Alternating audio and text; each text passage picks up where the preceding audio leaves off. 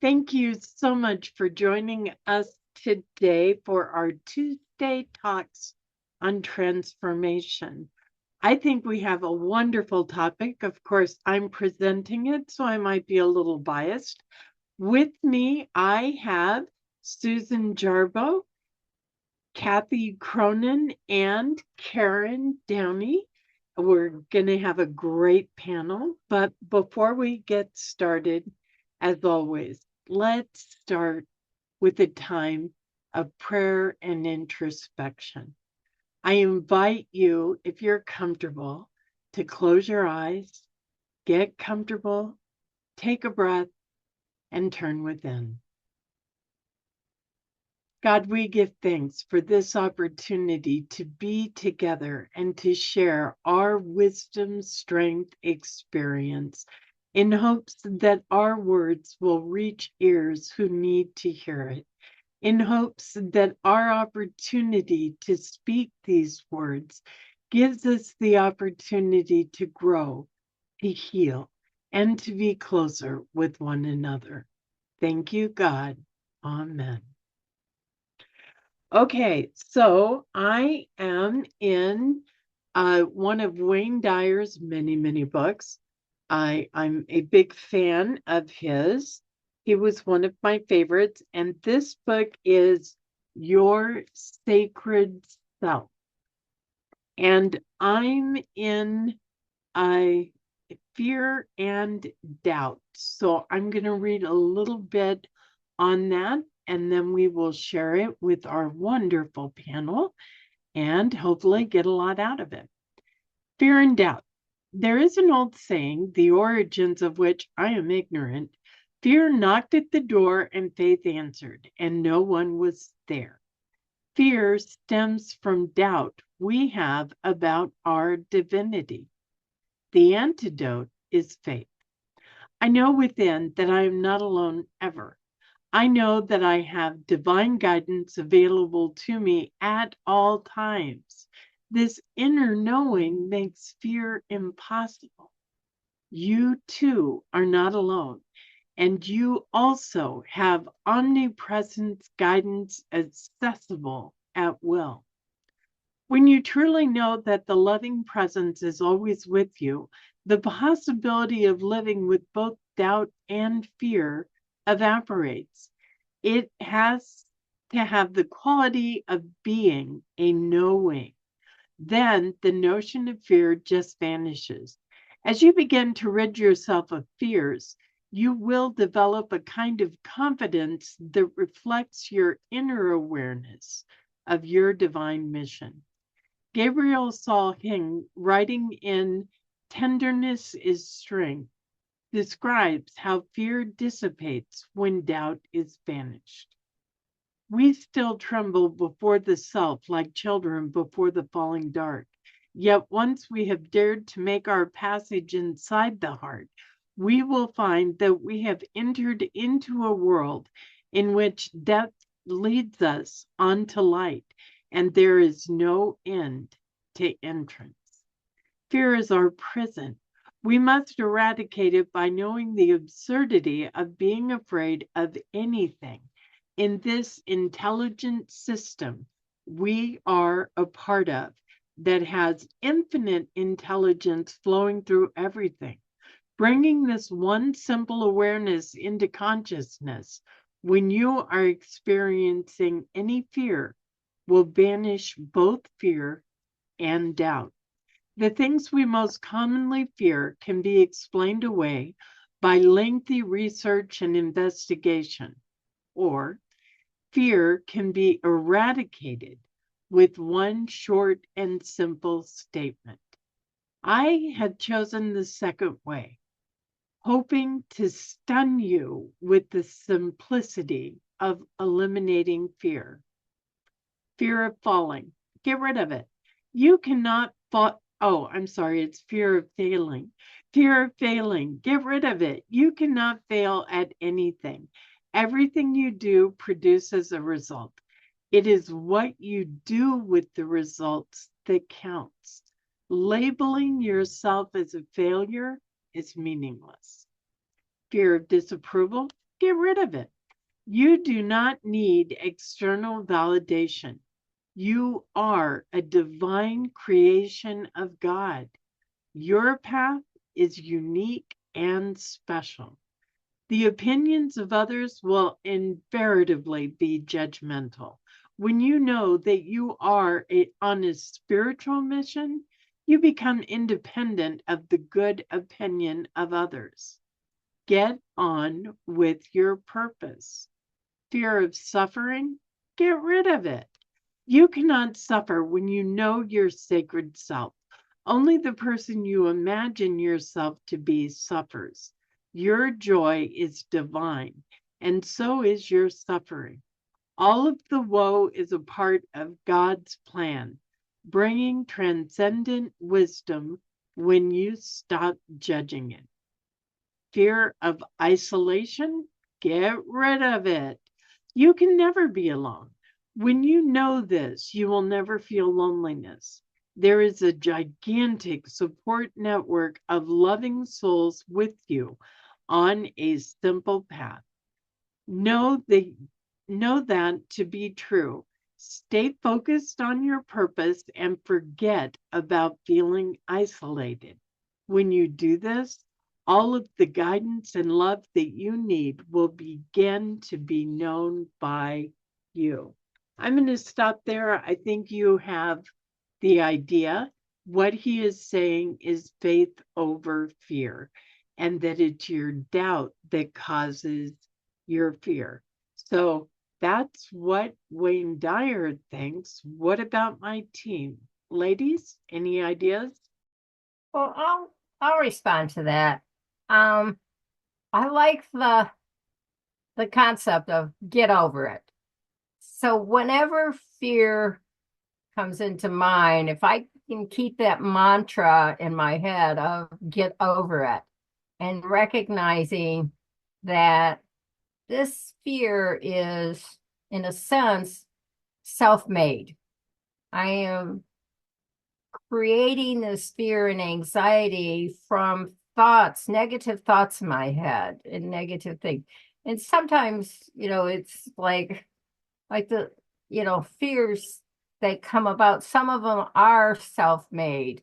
And some of them are just worried about things we have no control over. It's sort of like, well, I'm fearful what the outcome of this will be, but I have no control over that outcome.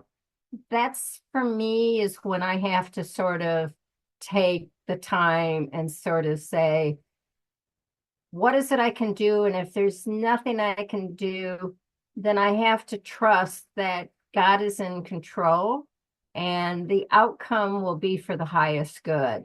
And sometimes it's like I have a journal that someone gave me one year for a birthday, and I've made it my Dear God journal. And when I find that I have fear going on, I sit down at this journal and I go, Dear God, this is what's going on. I'm sure you're well aware of it, but I'm fearful of the outcome of this. And I have to trust that you're in control of what's going on and you're going to fix this. You're going to cast out Satan. You're going to, I'm telling God what he's going to do. But for me, by writing it down, I'm putting all that fear out in writing and in a thing and turning it over to God. And then at the end, and it's been interesting to see when I look back over this journal, things that I wrote out that were a situation that was fearful, positive things came out of it. Positive things, were there. And it's like God really is in charge. And, it's like, and I always put in that writing is, God, I ask you to inspire me of, what is it I can do to make a difference, to overcome this fear? Is there something I can do if I feel like this is not going to be well? It's like, so I just sort of look at it and say, is this something I have control over it? Can I make a difference? I like his thing is just get over it. It's like, is there limiting beliefs that's making me be fearful of it? And we'll just get over it. And sometimes it's just go, God, this is too big for me, and I have a pretty big God. It's sort of like, how big is your God when you're in a fearful situation? And it's like, I have a pretty big God, and I trust that He's always wanting the best for His beloved children and for us. And if we could see that He's a loving, caring, compassionate entity, that is really put into us to carry out, I just can get over the fears a lot easier, and knowing that the outcome will be for the highest good. It may not be the outcome I really wanted, but it couldn't be for the highest good. So I have to just sort of trust with that. So with fear comes trust for me. So thank you for bringing that, Linda. And I love Wayne Dyer's writings and his thoughts, and he makes it really very simplistic to understand. So I appreciate that. Thank you, Kathy. I love your thoughts and your ideas. I used to be a very fear-based personality, and in my disease, in my addiction, and in early recovery, I carried a lot of fear. And I learned that I made it up. It only existed in me and for me. And when I walked through it, I felt like I had superpowers. I felt so strong and so capable. And some of the tools that have helped me are the saying, the truth, the wisdom of it'll be okay in the end. If it's not okay, it's not the end. And I find great strength in that. And one of my favorite affirmations when I get caught up in fear and doubt is, I believe, Lord, help my unbelief. What about you, ladies? Susan? Well, I like everything that he wrote. It's a good approach to life. However, I think he makes it sound too simple. Because the idea that is this something you can do something about is a very good one. But I think if I were in Hurricane Milton, I would be scared. I'm not sure. I mean, I could say all those things and believe all those things, God's in charge and so on and so forth, but I still might be scared for my life. So I think also there are, fear is a response that can be very useful. That's why human beings have the ability to feel fear, because it means you need to take some action to be safe. And the difficulty with us currently is we apply that thinking to everything, not just to the situations where we may really have to pay attention or do something. The uh, what you said, Linda, I related to about being fear-based for a lot of your life. I can look back at my life and see so many decisions that were based on fear. I didn't know it at the time. I mean, it just seemed like the reasonable thing to do.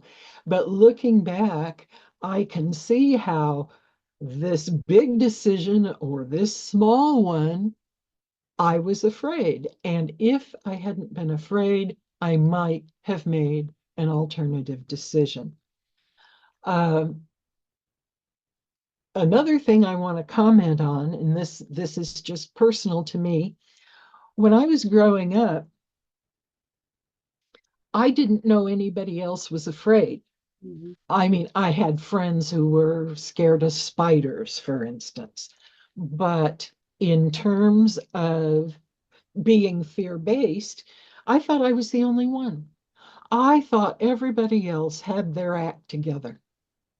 And it was well into my adulthood when I discovered everybody is afraid or has some fears that they need to cope with.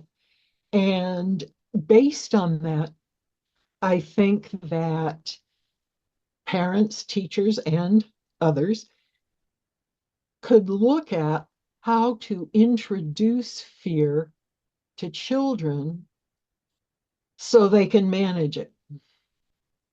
My parents never talked to me about fear. The most I heard was, well, don't be afraid. And that really wasn't that helpful in conquering fear. So I appreciate this subject matter because it has, well, made me go down memory lane. And it has also confirmed me in my practice of overcoming fear. So thank you very much. Thank you, Susan. I love your comments, and I could definitely relate to what you were saying about making decisions out of fear. When I did get in real recovery and a sponsor who recognized how I was just reacting to everything, she would have me remake the decisions I made out of fear. So I might, and I did, turn down a job because I thought, oh no, I wasn't right for it. I didn't have this Mhm. training. And then actually turning around and, talking to whoever, in this case, it was a friend of mine who was trying to hire me to run a program he was creating outpatient for drug and alcohol, and he contacted me and said, please, if you're available, I need you to head this program, to be a part of it. And I told him no and talked it over with my sponsor. She said that was a fear decision, you have to unmake it. And calling him back up and saying, okay, if you believe in me, I'm going to believe that you're right. And I'm going to go for it. It was one of the best decisions I ever made. And that was just an example. I don't always recognize that the decision I just made was out of fear until retrospect, Yeah. but almost always I can recognize it fast enough to reverse the decision, because I tell you, every decision that I've made out of fear has been a decision I wouldn't have made if I wasn't afraid. Thank you for that. Karen, how about you? Oh, ladies, everybody has touched something deep. Um, uh, I was raised in fear. Religion taught me fear. My parents taught me fear. And I remember one of my many therapists said that um, in my foundation, I was probably always underneath the table hiding for what was going to happen next. And it's like, well, I'll never forget that because it's like so much of my life has been like that. What is going to happen to me next? Mhm. Um, and oh yes, Linda, oh, the jobs or things, the fear of not doing it because I know I can't do it. The fears of making a mistake. I don't think I have that as much now. I mean, I can look back over different careers and go, oh my God. I mean, I wouldn't go teach a jazzercise class if I forgot to put the flower here because that's what they told us to do before we taught. Or in nursing, afraid to go on to get my RN until I saw another RN making some kind of weird mistakes. And it's like, well, shit, if I could, you know, I could make mistakes. And so it pushed me to do it. Um, Making amends. It's like that's one of the scariest things to do. It's like, what is this person that I've wronged? You know, just the fear. And I think, Susan, you kind of what was I ever taught about fear or any of the emotions? It's like, don't think like that, don't feel like that. It's like I was so ill-equipped for life. And most of the time I'm still very ill-equipped, but now I can go, you know, people say, well, just use common sense, or, you know, what kind of things did you do when you were sick when you were a kid? It's like, well, I mean, I don't have any of those resources to draw. It was kind of like we were thrown out to Star Wars. But those fears really, they're scary. And I think probably the most recent one, and Linda, you helped me with that. When I moved back here, my plan was not to keep my cat because it's a no pet facility. And my granddaughter was supposed to take Angel, and Angel didn't want to be over at Amber's. I mean, I took him over and he spent the night and he peed and pooped everywhere in her apartment. And he doesn't do that. So I had to go pick him up, sneak him into the building.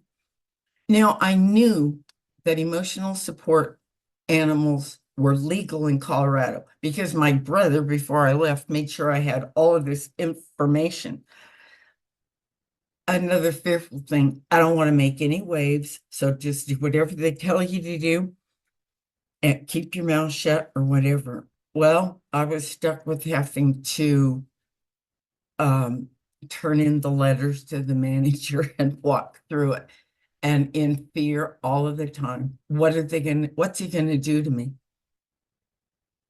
And I don't remember what you said to me, Linda, at that time. It's like, stop beating myself up or stop whatever in my head because he can't do anything to me, period. But that fear of what are they going to do to me? What is going to happen it's such a deep thing that sometimes the really critical things like being in an accident and bleeding all over, praying wasn't even something that came to my mind. It's like you just deal with the crisis or whatever. And now I think my main prayer is the serenity prayer and the second and third step prayer in the big book, and letting it go because I don't know what's best. And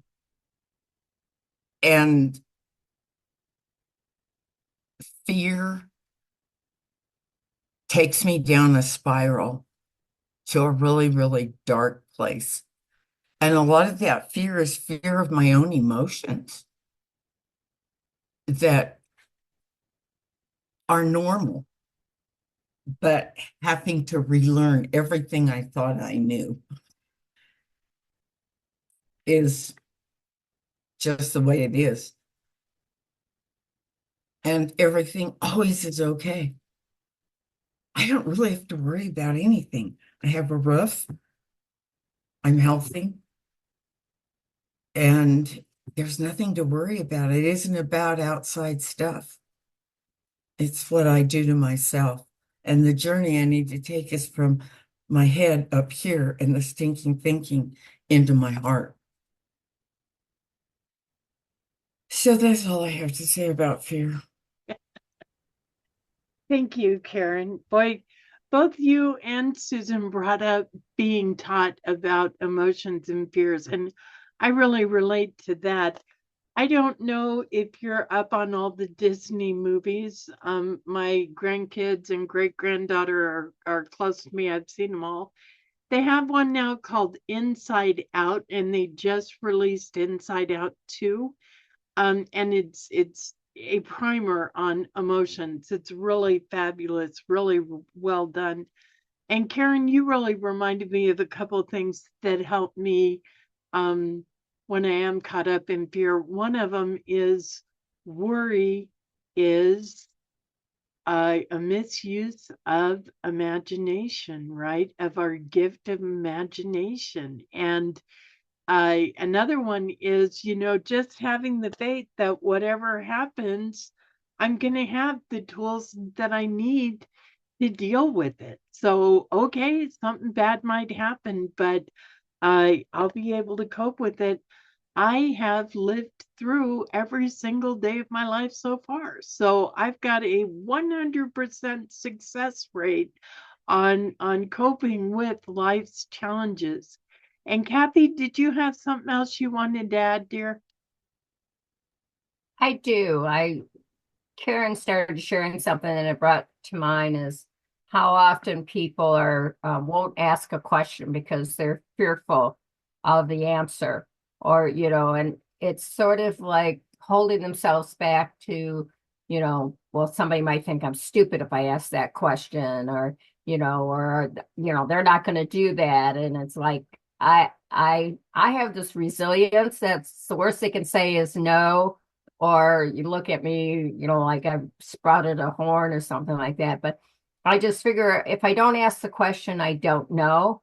And so I don't let fear get in the way. And I really, my husband has been the type that who, is afraid to ask questions. There's something about, you know, how he grew up or something that, well, you know, they're not going to let you do that. And I go, well, if I don't ask, I won't know. And so sometimes it's like, if you can live with a no, or you could live with the outcome of it, but at least you ask the question. And like you did, Karen, in yours, is like, you got to keep Angel because you step beyond that fear and things. But, it sort of is like, you could find, so you get to know maybe there's an alternative opportunity here for you. And so it's like, don't let the fear hold you back from asking the questions for the things that you want to do. That was a key part that I wanted to share with it. And I really want to, it's easy for me sitting here in San Diego to talk about, being able to overcome fear.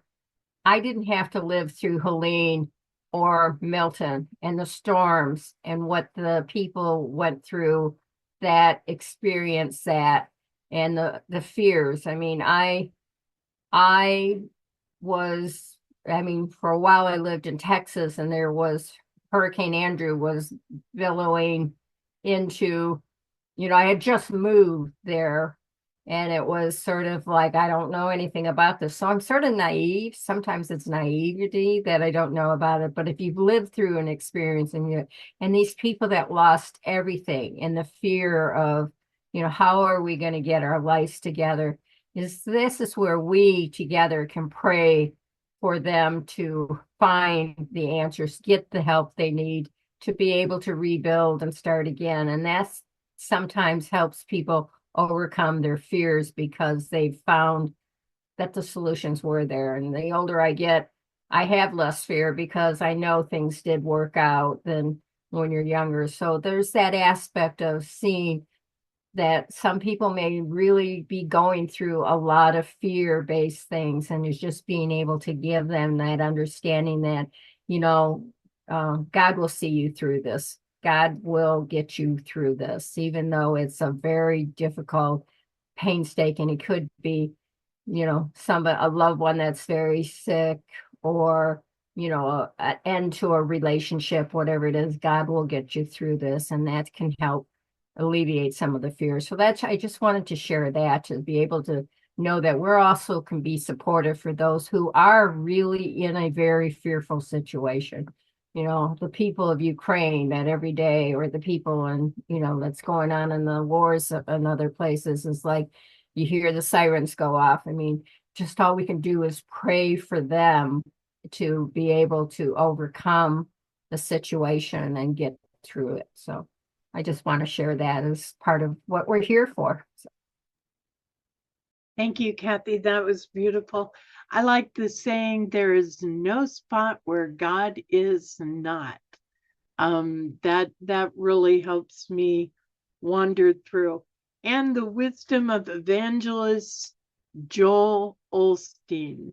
I don't know how you feel about him, but I caught a program where he kept saying, if you're at the end and you can't take it anymore, then celebrate, because you are closer than you think to the answer, to the change, to what's coming. You won't get more than you can handle. So when you're at the end of the rope, let go and know that you're going to be caught wherever you are, because you won't be given more than you can handle. God is right there. And when you can't take it anymore, celebrate, because you're closer than you think to the solution that's coming to you. Okay. Other thoughts? Susan, did you have something else to add? Well, it's I'm adding it to what you said about handling fear, and that you say that God won't give us any more than we can handle. And I don't know if you're familiar with the saying of Mother Teresa, and she said, I know God won't give me anything more than I can handle. I just wish he didn't trust me so much. I love that. And I feel honor bound to share that God doesn't give us problems, God gives us solutions. So I've said that too and set the record straight. Anything else before we close? Well, I don't know about you ladies, but I'm really glad that we talked about this topic. I know that wherever we are, whoever we are, fear and doubt can be a part of our life. So I hope that we've been able to bring some inspiration, some laughter, some new ideas, and absolutely hope and love into whatever situation you're facing. Thank you for being with us. We appreciate you. You're who we're here for. If we have said anything that you believe will help someone you know, someone you love, even somebody you don't like very much, please feel free to share this link. When you share, hopefully it helps them, and definitely it helps us. If you're not already a subscriber, please hit that subscribe button. And there's that little white bell if you're on YouTube. If you hit that, you'll be notified every time we bring you a new video. Thanks for being with us. Goodbye. Thank you for joining us, and let's stay connected and grow in spirit. We are on Facebook. Search for Unity Church of El Cajon and follow us and like our posts. You can reach us on YouTube at Unity Church of El Cajon. Please subscribe to our channel, watch our videos, and leave comments, which can help us improve. We are on the web at unityofelcajon.org. Email or call our church office to receive our weekly newsletters, which lists all of our activities and opportunities to learn and grow together.